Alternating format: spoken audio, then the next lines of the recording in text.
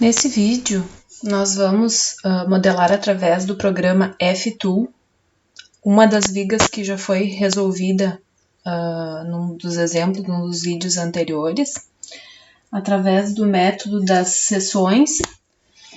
Esse programa, o F-Tool, ele pode ser obtido gratuitamente na internet. O ícone que aparece na área de trabalho é esse que vocês visualizam aqui. E ao abri-lo, vocês encontram esse programinha. É um programa de cálculo de estruturas, de análise de estruturas planas, certo? Com cargas também no plano da estrutura. Então, é possível resolver vigas, pórticos, são exemplos de estruturas que são possíveis de serem resolvidas, treliças também podem ser resolvidas nesse programa. Bom, a estrutura que nós vamos modelar agora, que nós vamos considerar essa estrutura aqui. Então, nós temos uma viga, ela é isostática, ela está apoiada aqui nos pontos B e D, através desses apoios que vocês visualizam aqui. Além disso, a gente tem um momento concentrado numa extremidade, nós temos uma carga distribuída triangular e uma carga distribuída constante, certo? Essa estrutura vai ser inserida lá no programa e a gente vai obter os diagramas de solicitações. Para isso, então, em primeiro lugar, eu vou apontar aqui uns ícones que são importantes e que eu geralmente utilizo. Esse aqui é um ícone que eu considero importante, eu prefiro inserir os pontos da estrutura, os pontos relevantes. Quais são os pontos relevantes nesse caso? O ponto A, o ponto B, o ponto C, o ponto D e o ponto E. São pontos de início onde são aplicadas solicitações, onde existem apoios, ou de início de alguma carga distribuída ou de final de alguma carga distribuída. Então, eu prefiro utilizar esse Keyboard Mode para colocar os pontinhos, porque aparece aqui com precisão as coordenadas dos pontos, certo? E seguindo aquela geometria daquele exemplo, nós temos no ponto 00 o ponto A localizado em x igual a 0 e y igual a 0. Então, nós temos o primeiro ponto aqui inserido. O segundo ponto B, ele está localizado em x igual a 1, também inserido. Terceiro ponto, localizado em x igual a 3. Na sequência, ponto D, 6 metros. E, finalmente, o ponto E está localizado a 8 metros. Com isso, nós temos os pontos que são importantes aqui para a gente inserir a geometria. Eu prefiro desabilitar esse teclado e para inserir as barras que constituem a viga, eu prefiro não utilizá-lo, porque a gente já tem esses pontos e o programa ele consegue, então, através dos pontos, auxiliar o desenho da nossa viga. Esse aqui é um zoom, vou aplicar um zoom aqui para a gente ter a viga mais próxima, com uma escala melhor de se visualizar aqui nesse vídeo. E na sequência, eu costumo dizer que a gente segue todos esses ícones que vocês veem aqui, ou quase todos. O primeiro deles aqui é definição de materiais. Pessoal, em estruturas isostáticas, se vocês se derem conta, o cálculo de reações e diagramas que a gente fez até agora, a gente não falou sobre propriedades de materiais, certo? As estruturas isostáticas, a gente consegue resolvê-las sem ter de definir propriedades de seção e propriedades de material, por exemplo, módulo de elasticidade, coeficiente de Poisson. Essas são propriedades que vocês trabalharão na segunda área da disciplina mecânica estrutural, certo? E as propriedades de seções que vocês já trabalharam em mecânica vetorial, elas também vão ser inseridas nesse programa, mas em função do programa exigir na sua formulação, para que a gente não tenha matrizes iguais a zero na sua resolução, tá? Mas a rigor, a gente não tem necessidade dessas propriedades para resolver esse tipo de problema, e vocês sabem disso porque você já vem utilizando isso na resolução das estruturas isostáticas até agora. A gente não falou em propriedades de material nem de seção. Esse programa exige, e outros programas exigem, para que a gente consiga resolver os problemas propostos. Então, o primeiro passo aqui é a definição dos materiais.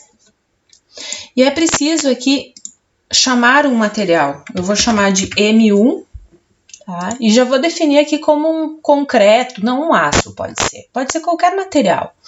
Tá? Em estruturas isostáticas, a resposta da estrutura, em termos de diagramas, não vai depender do material que for utilizado, certo? E aqui, em função de eu já ter escolhido um material que já está aqui disponível nesse programa, ele já vem com as propriedades. Vejam que aqui a gente tem o módulo de elasticidade, o coeficiente de Poisson e também a propriedade térmica, né? O coeficiente de expansão térmica também já está colocado aqui. A gente pode escolher materiais, vocês viram ali nas opções que a gente tinha, a gente pode escolher um genérico e fornecer esses materiais, ou já usar aqueles que já estão como padrão aqui, certo? Eu vou utilizar esse aqui, que foi escolhido, então, um aço, né, que ele possui essas características aqui, módulo de elasticidade de 205.000 MPa ou 205 gigapascal, e o Poisson de 0,3. Esses são, e esse coeficiente de expansão térmica que são usuais a gente encontrar no aço. E eu vou aplicar aqui a todas as vigas. A gente poderia selecionar vigas, para selecionar vigas a gente usa aqui, poderia selecionar uma ou outra e colocar propriedades distintas, certo? Mas eu vou aqui colocar em todas elas a mesma propriedade de material. Na sequência, nós vamos escolher propriedade de seção. Qual é a seção? Eu vou aqui escolher uma seção qualquer, a seção que mais facilita, então, para a gente... Vou escolher um círculo aqui. Poderia escolher qualquer uma dessas quantidades, dessas seções que estão aqui.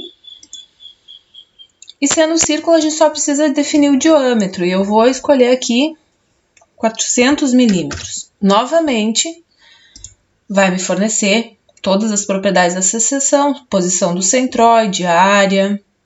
A S eu confesso que eu não sei do que se trata, que é o momento de inércia. Vamos ver se a S tem alguma informação aqui para nos auxiliar. Eu acredito que seja o momento de primeira ordem, certo? Porque se é shear, é cisalhamento, e o cisalhamento ele depende do momento de primeira ordem. Integral, por exemplo, integral de y dA, certo? Aqui é integral de dA, aqui é integral de y dA e aqui é integral de y ao quadrado dA, momento de inércia, certo? Qualquer seção pode ser utilizada aqui. Em estruturas isostáticas, como é o caso, qualquer seção que a gente vai escolher vai fornecer os mesmos diagramas de solicitações, o que não acontece em estruturas hiperestáticas. Vou aplicar a todas as barras são caracterizadas pela mesma seção. Na sequência, nós vamos ter aqui os apoios, nós vamos colocar os apoios. Então, lembrando, essa é a estrutura que nós estamos modelando, nós temos um apoio aqui de segunda ordem e um de primeira ordem aqui no ponto D. Nesse ponto, vou fixar, vou aplicar, e neste ponto, eu vou deixar livre em X e vou fixar, é o que nós temos aqui, aquela estrutura original. Bom, além disso, o que mais nós temos aqui? Nós temos que aplicar rótulas, cargas que possam existir. Nós não temos nenhuma rótula nessa estrutura, certo? Então, nós não vamos aqui utilizar nenhuma rótula, nós também não temos nenhum elemento que seja de rigidez muito alta para ser considerado aqui. Nós temos, sim, momento concentrado. Através desse íconezinho aqui, nós vamos colocar o momento concentrado. E aqui eu vou chamar de M1, porque só tem um momento. Enfim, vocês podem chamar da forma que vocês quiserem.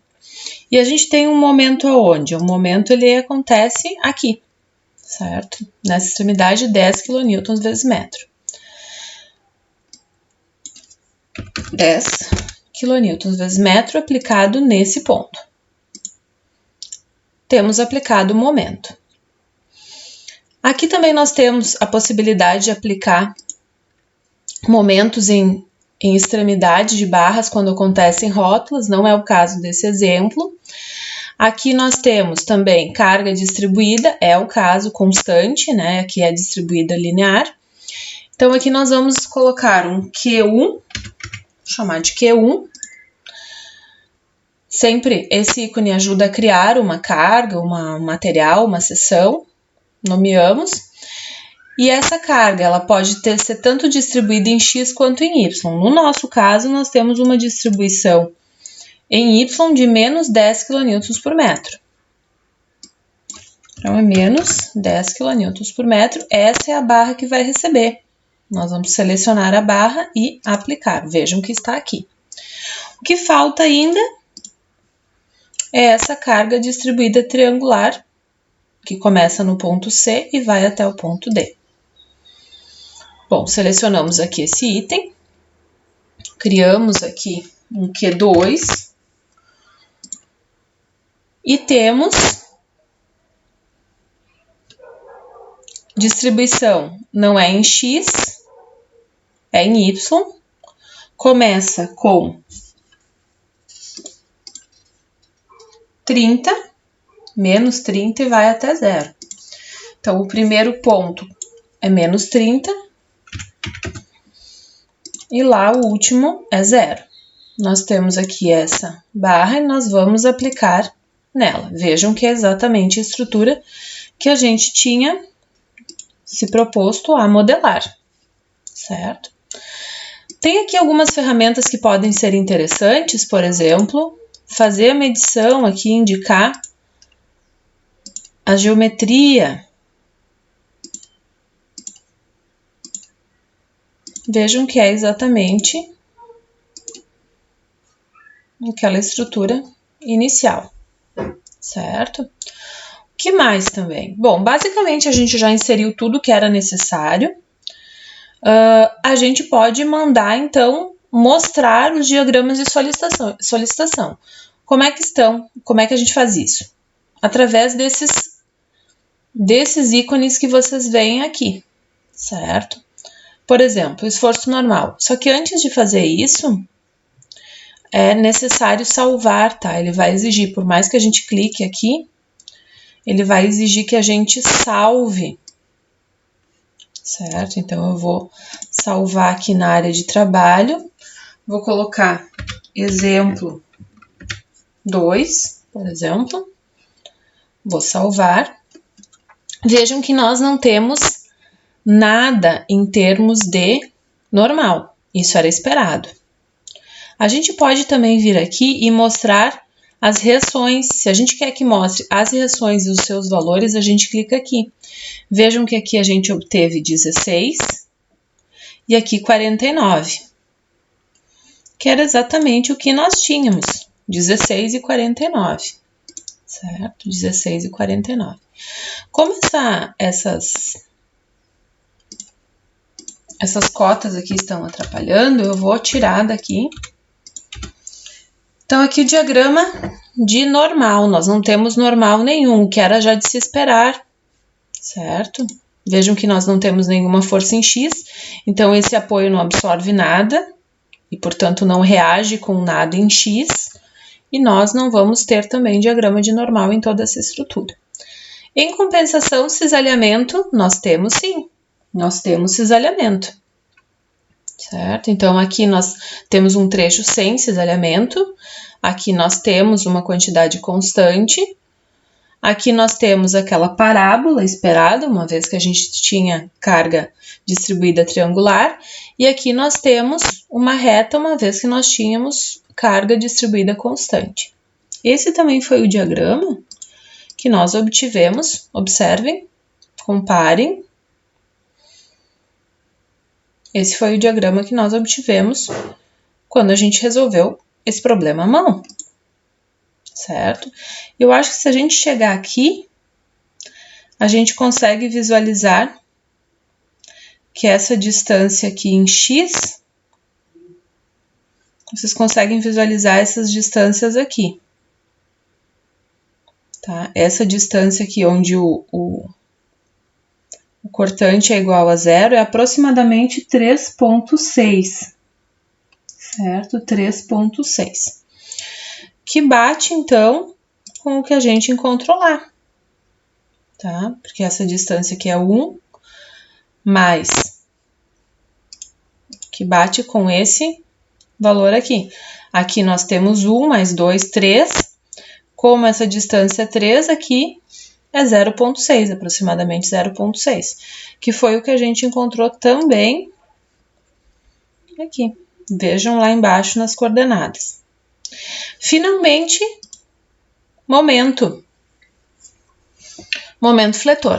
Começamos aqui constante, em função de ter aquele momento aplicado, chegamos aqui, começamos a receber, além da influência daquele momento aplicado, a influência dessa carga aqui. Reta nesse trecho, uma equação cúbica aqui, de terceiro grau, polinômio de terceiro grau, aqui em função da gente ter uma carga distribuída triangular, e aqui a nossa parábola, que é coincidente com o que nós obtivemos aqui, 10, 22, 26, 561, 20.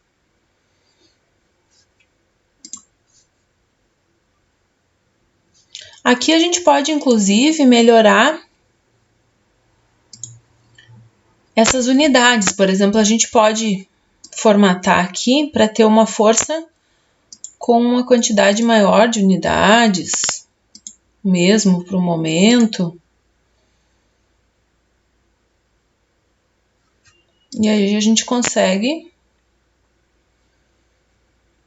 ter mais número de casas, caso a gente tenha resolvido com um maior número de casas, certo? Então, esses são os diagramas de normal, cortante e momento fletor. Aqui a gente também tem a deformada, a configuração deformada, certo? Essa configuração deformada, ela só pode ser calculada pelo programa, porque a gente inseriu as propriedades elásticas e, portanto, o programa tem condições de resolver. Essa é uma propriedade, então, que vocês vão calcular lá em Mecânica Estrutural 2, certo? A elástica, como a viga se deforma, vocês vão aprender a calcular lá em Mecânica Estrutural 2. A nossa viga normal, cortante e o seu momento fletor.